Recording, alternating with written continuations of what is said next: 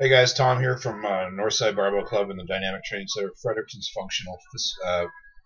finest functional facility. Just wanted to do a quick video update about my training. So I've been getting ready for, I don't know what it's called, but there's a competition in April. You know, the Power Extravaganza or something. It's in Amherst. I'm getting ready for it. My deadlift is going fantastic. My bench is going pretty good. And my squat is a nightmare. And why is that I decided I needed to train like a raw lifter. And this has happened to me a few times in my career. And it's really frustrating, and I need to admit it and own up to it. But I have learned I've made the same stupid mistakes over and over again. And one mistake that I consistently make is turning my back on the westside method. The westside method works for me. It's been the thing that built me all of my strength. And what's great about it is that for one, it's not dogmatic. It's not saying like you must do this and you must do this. It's just recommendations and templates. I got into this mode where I had to like train like Dan Green to be like Dan Green, and if you look at me and Dan Green, we look nothing alike. I wish I looked more like Dan Green, but I don't.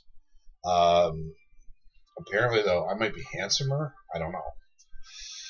Tough call, but his glutes are magnificent. So I thought, I probably should try to train like Dan Green, and I guess it wasn't a mistake, I'm being kind of hard on myself. For months I trained. It was like squat, and then squat Monday, squat and front squat Monday, and then squat some more Monday, and then Tuesday bench and dead, and then Wednesday squat, and then Thursday bench and dead, and then Friday squat, and then Saturday maybe bench and dead. So huge amount of volume because, raw lifters need more volume. Except they don't. They really just need the appropriate amount of volume for them. So there's a lot of like conflicting ideas here. There's a lot of arguments, pro and con of Westside. And I guess what I just want to skip ahead to is that, yes, I do like to do some more close stance squatting, but I still prefer the Westside approach for getting strong for a meet. One of the things that I dropped because I won't say who, but I'm not going to get into a argument with a bunch of guys. But a lot of guys were like, good mornings are bullshit. They're just stroking your ego.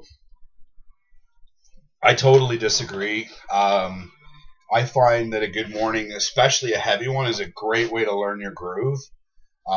For me, I have a hard time using my hips. And so once I've learned to push back and to sit back, then the rest of the squat goes really easy for me.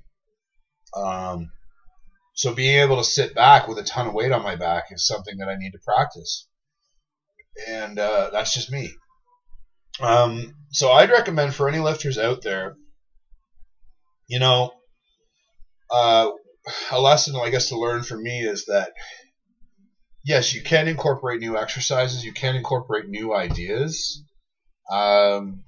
But be careful to like throw out everything you've done and completely abandon it and start something new, because that makes it very hard to evaluate what's working and what's not. Luckily, I'm very intuitive with my deadlift training.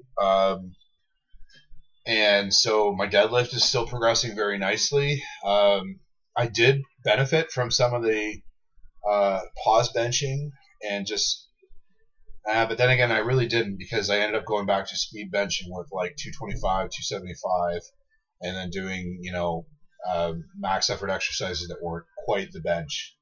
So I guess, yeah, so my point is that raw works fine for Westside. Yeah, of course you want to rotate some different exercises in, but as an overall template to keep you on track and keep you getting ready for the meet, I think it's still the best. So that's what I got to say about that. Hopefully it goes well for me in August.